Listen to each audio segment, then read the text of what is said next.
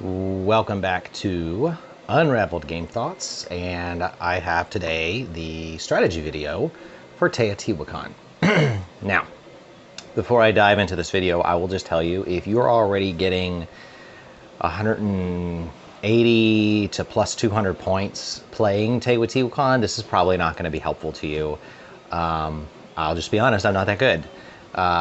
This is probably helpful for if you've played a couple of games, you're like, I'm not quite sure what I should be going for here. Some overarching umbrella type strategies for Teotihuacan. So I have the board here sort of set up almost like we're going to start a game. And what I think I will do is kind of give you the overarching strategies that you might want to be shooting for, and then kind of backtrack to the starting tiles and do a like what kind of starting tiles would I look for at the beginning of the game based on that. So in Teotihuacan, you're probably going to either be building on the temple or you're going to be trying to go after decorations. You might supplement with the Path of the Dead. I'm not sure if that's a complete strategy all by itself. I guess it could be if you're trying to get up there pretty fast. And the mask, I would argue that there might be a mask strategy where you're trying to get as many masks as you can. I would almost argue that's more of a bonus strategy. So I think the two major strategies in the game are going to be building on the temple or going after decorations. Those are going to be your biggest things you're probably going to want to go shooting for. In the process of doing that, you'll be moving up these temple tracks, and so trying to see how far up you can get one or two of the temple tracks is probably worthwhile, particularly depending on what the bonuses are at the top. Teotihuacan is really about efficiency, and so if you're going after to build on a temple, you're going to be wanting to obtain stone and wood, and probably largely leaving gold alone. And when you come in to build on the temple, you just want to build on the temple as many times as you can. And I will get to the technology tiles in a second, but we'll kind of talk about which technology tiles you might go for depending on what you're trying to do. So those are the actions you're really going to want to focus on, is getting some wood, getting some stone, building on the temple. So that being said, I'm trying to go after one strategy. I'm going to try to focus on the temple, or I'm going to try to focus on decorations. How do I do that? I mean, I can do that. I can go to these spaces. What are some other things that are going to help me? Well, one thing that will help you is trying to, I think, avoid taking a cocoa turn. A cocoa turn, basically your worker's not going to age. You're having to take a turn just to get cocoa because you have to pay for actions that you want to take. And the fewer times that you can take that action in the game, the better off you are. Your worker aging and eventually ascending will give you a bonus, and the more of those bonuses you get, the better off you'll be, because you can also get 5 cocoa as a bonus for your worker ascending. So using that ascension to kind of further what you're already trying to do is extremely helpful. And the more often you have to use a turn to get cocoa, your worker doesn't age.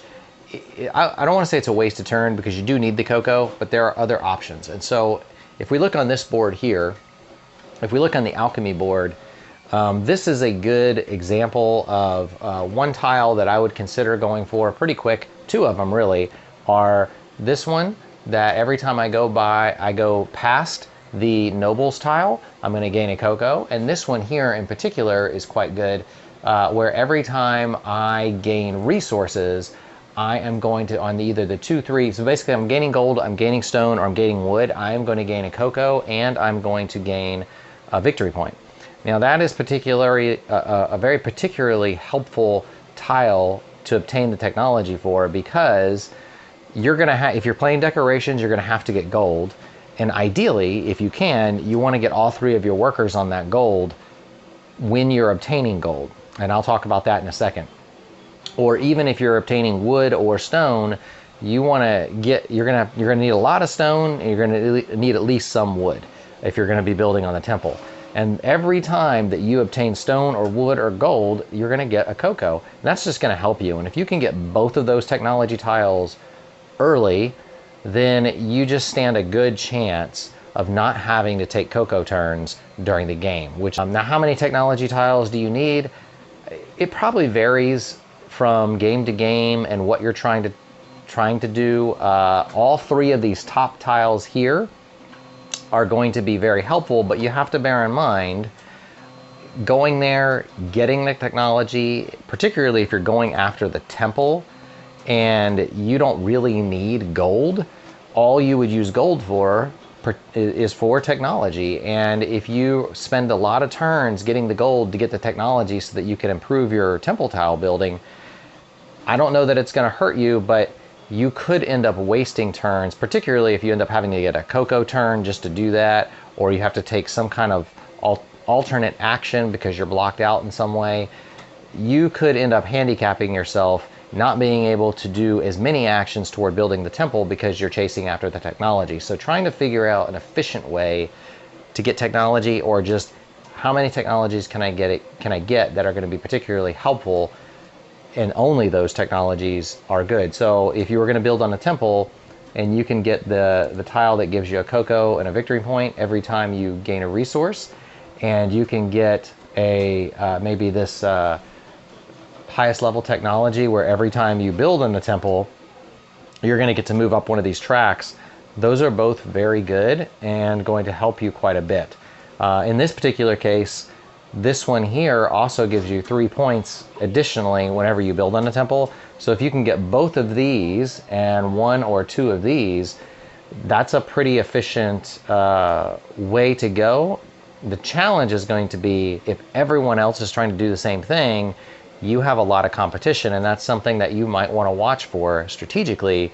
Okay, it looks like these other 2 players are probably going to go for that, or if you're, say, 4th in player order, your ability to get technology tiles is going to be a little bit slower than others. So if you pay attention, if you're playing with more experienced players, what technology tiles they obtain can sometimes dictate which direction they're going to go in the game. And sometimes I will try to take, like, say 2 or 3 people get this technology tile first, I might go after one of these others simply because they could be gone after later, and if I go here, I'm giving every other player that has that technology 3 additional points. And I'm not going to try to go out of my way to avoid giving people points, but if I think there's other technologies people are going to go for, I might as well try to get those first, beat them to the punch, and then I'll come back later maybe and get that one if I feel like it's going to be very helpful to me. So getting up the Avenue of Dead early and fast is a very good strategy, because your marker that moves up the Avenue of the Dead is never going to go back down. It's only going to go up, and you'll just get those points every time, which will help you. In the midst of that, another thing that is very helpful is if in the process of getting resources, you can get all 3 of your workers onto a space while you're getting those resources, that will be very helpful. So for example, not necessarily on this board, but the game I am playing right now with somebody on Board Game Arena, I'm going to go after the decoration strategy. That just seems like that's going to be a pretty efficient one based on the board layout. And in the first round of the game, I have managed to get I managed to get all 3 of my workers, my starting workers, on the gold space with number 3, with all of them on number 3, and as well as some others. So I got this bonus here, which gave me some extra gold. I believe I had only had 1 of these, I think I'd gotten that technology, or at least one of the technologies. So I'm going to get more technologies from the alchemy board, but I got a lot of gold and I got all 3 on there, and I got to move up the track, and that was ideal in a first round move, because hopefully in the next couple of moves I'll be able, I think I have to stop at wood on the way, because the decorations board is like this one, it's further away from the gold than I want it to be, and so I'm going to go ahead and get wood, And with the wood, I will be aging my workers up, and then I will be trying to maybe pick up some masks throughout the game with that extra wood if it proves to be helpful. Now, if somebody else that I'm playing against ends up going after technology, I'm sorry, after the decorations tiles along with me, that's going to make it a little bit more challenging. Masks I've never found to be extremely helpful, but I might just lack enough experience in playing the game to know how the mask strategy really fits in. It feels like an augment strategy, but sometimes there's enough on the board, and if you are coming down to within a few points of somebody and you happen to have 3, 4, 5 masks, and that might give you a bump, particularly if you can get them in the first couple of rounds, and then they're gonna score each eclipse, which is nice. So I think it covers the general stuff. So starting tiles. This is probably one, I feel like it impacts my game more so than some other decisions in the game, because when I'm drafting the starting tiles, and I think you can kind of see them down here at the bottom of the screen, I believe, yeah, they're showing up there. They can be, you can easily grab something that's just not going to give you a lot of cocoa or resources. Say I grab this starting tile, and maybe I grab this starting tile. Well, one of the things I'm not getting out of these two starting tiles is any cocoa. And that could be a pretty hampering experience at the beginning of the game. If you're able to do a couple of things, like maybe I get an early technology, I get that one right off the bat, and I'm able to get in position with these starting spaces, 5, 7, and 4. Maybe, there's not really, because 4 is over there, 5's here, and 7's here. So 7's the only one that's really going to get me if I get this starting technology tile and I move past the nobles space. That's going to get me a cocoa right out of the gate at the beginning of the game. But I don't know where everybody else's stuff is necessarily going to land as far as their starting tiles. So I could end up in a place where, hey, the resource I want, I'm going to have to pay 4 cocoa in the game. So one of the things I'm going to look at is these 2 tiles. One of these 2 is going to be high on my list of potential start the game with, because it gives me 5 cocoa right out of the gate. And these also give me a move up a temple, which is kind of nice. And it lets me age a worker once. So there's a lot of cool things on those starting tiles. And then for the other starting tiles, since one of the starting technologies gives me a pretty good bump, I might seriously consider this one. So something like this and this would be fantastic for a couple of reasons. One, because I could place a worker on 4 to start the game, which means if I got 2 gold, I have a starting technology, and especially if I happen to be like the first or second player to go and I got one of these, then I can very quickly start the game with 2 technologies, which is fantastic. I do believe that in the case of this, you would only get 1 of these. I'd have to go back to the rules. I don't think you would get to start with 2 technologies, because you have to pick the lowest one. And so I think when you're doing starting tiles, if you have 2 like this, you would just end up getting 1, which would waste one of your resources you'd be getting. So you'd really only want 1 of those, I believe. Now, if you've played the game enough and you've actually looked up that rule, please post something in the comments. Now, all that being said, I would argue that not knowing where people's starting workers are going to end up, it is good, even if you think you know what you're going to do, to be flexible. And particularly if you're playing a very competitive game with a lot of people who know what they're doing, you're going to have to take some turns that aren't actually, it's not really what I want to do, but this gives me something, and I don't have to pay as much, cocoa or whatever to get it. So those are some things to bear in mind for Teotihuacan. If you've played a lot, and a couple of things I'd love to see comments on. One, maybe you've played this game way more than I have, and you might have some lovely comments like, Wade, that's fantastic, but that's for beginners, and once you get more advanced, here's some things you're going to throw out with that, which honestly, this isn't really for advanced players, but that'd still be helpful to know. You know, as you get more advanced, what kind of strategies do you start moving into if you start letting go of some of these other strategies? The other piece is just if you've tried some of these multiple times and you're like, you know what, that whole starting tile beef you gave, that's no good.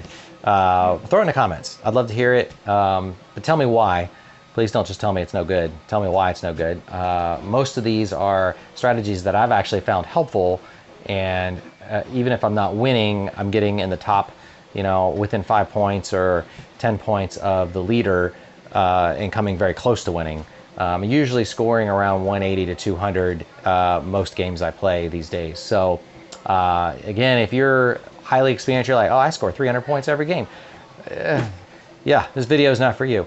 I'm just not that good at games. But hopefully this is helpful if you've only played a few, or you're kind of just trying to figure out, I can play the game, I know the rules, but I just can't figure out what direction to go in. This might be helpful for that.